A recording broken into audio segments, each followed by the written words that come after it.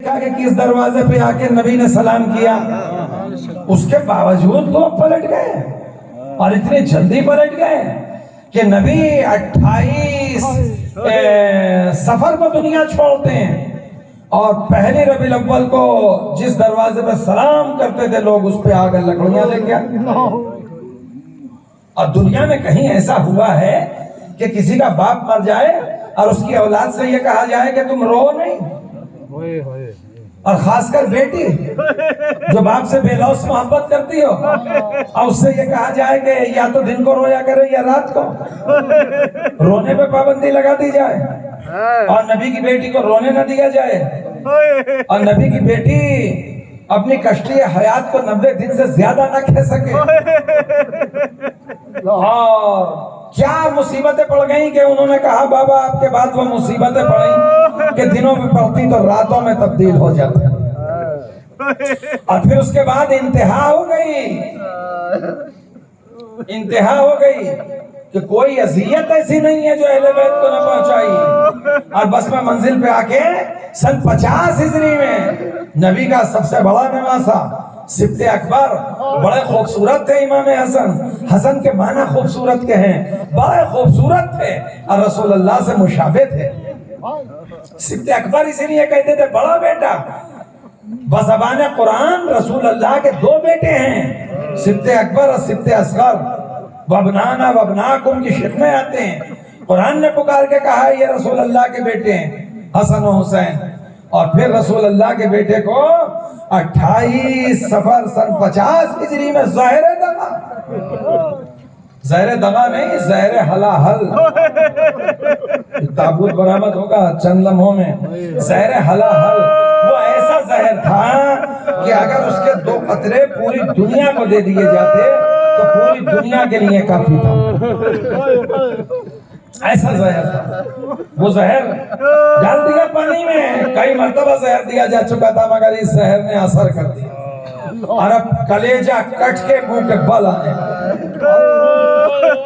اللہ اکبر! اہل حرم امام حسن کے چاروں طرف جمع ہیں، بہنیں بھائی کے پاس بیٹھی ہیں، سارے بھائی جمع ہیں، مولا حسین، حضرت عباس علمدار، جناب جعفر ابن علی، یہ مولا علی کے بیٹے آپ کے پاس ہیں، اور امام آخر اللمحات میں ہیں اور وصیت فرماتے ہیں۔ چھوٹا کر رہا ہوں بات کو، وصیت فرماتے ہیں اور وصیت فرما دیتے ہیں، جناب قاسم کا تعویذ ان کو دے دیتے ہیں، اور کچھ دیر کے بعد آپ کی شہادت ہو جاتی ہے۔ اور ان وصیتوں میں جو وصیت تھی وہ سب سے پہلی وصیت یہ تھی کہ بھائی حسین، میرے بھائی حسین، مجھے میرے نانا کے پہلو میں دفن کرنا، اور اگر نانا کے پہلو میں کوئی مزاحمت ہو تو مجھے بقیع میں دفن کر دینا۔ دور اندیشی، علم، فہم اور آپ کا بیان با امام حسین نے حسب وصیت غسل و کفن دیا اور جنازہ تیار ہوا، اور اب جنازہ لے کے چلے، اور جیسے ہی پہنچے روضہ رسول کے قریب وہ لوگ آ گئے اور ایک لشکر سا آ گیا اور وہ مانے ہوا، اور انہوں نے دفن میں مزاحمت کی، خالی مزاحمت نہیں کی، تیروں کی بارش شروع کر دی۔ اب تاریخ کے جملے یہ ہیں کہ 70 تیر یا 170 تیر لاشیں امام حسن میں پیوست ہو۔ دیکھیں لوہے کے لیے ممانعت ہے کہ اگر کوئی انسان مر جائے تو اس کے بدن سے لوہا نہ لگنا چاہیے، مکروہ ہے، یہ مکروہ ہے۔ کفن قینچی سے نہ کاٹنا چاہیے، لوہا ہوتا ہے اس میں، مکروہ ہے، حرام نہیں ہے، مکروہ ہے۔ لیکن مرنے کے بعد کسی کے لاشے پہ تیروں کی بارش، 70 تیر یا 170 تیر لاشیں امام حسن میں پیوست ہو گئے، اور امام حسین نے لاشے کا رخ موڑ دیا۔ اب بقیع میں لا کے سپرد خاک کر کے جب گھر کو واپس ہوئے اور پہلا قدم آپ نے ڈوڑی کے اندر رکھا تو بڑی تیزی کے ساتھ بہنیں بڑھیں، سب سے آگے زینب علیہ مقام تھی، اور انہوں نے فرمایا بھیا میرے بھائی کو کہاں چھوڑا ہے؟ بہن کو سینے سے لگا کے فرمایا بہن اب بھائی کبھی نہیں آئیں گے۔ اب یہ فرما رہے تھے کہ گوشے سے کسی کے چیخنے کی آواز آئی، یعنی چلا کے رونے کی آواز آئی، معلوم کیا کون ہے؟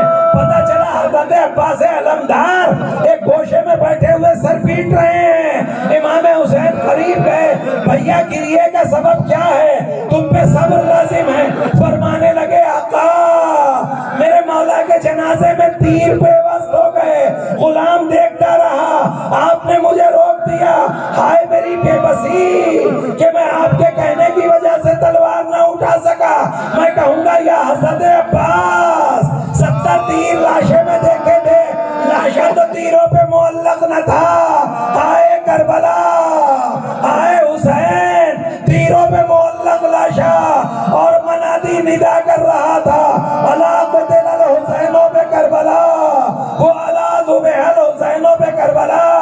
ہائے بہنیں فریاد کرتی ہوئی نکلی, بیٹیوں نے سر پیٹا, اہل حرم میں قیامت آئی. واہ محمد والی.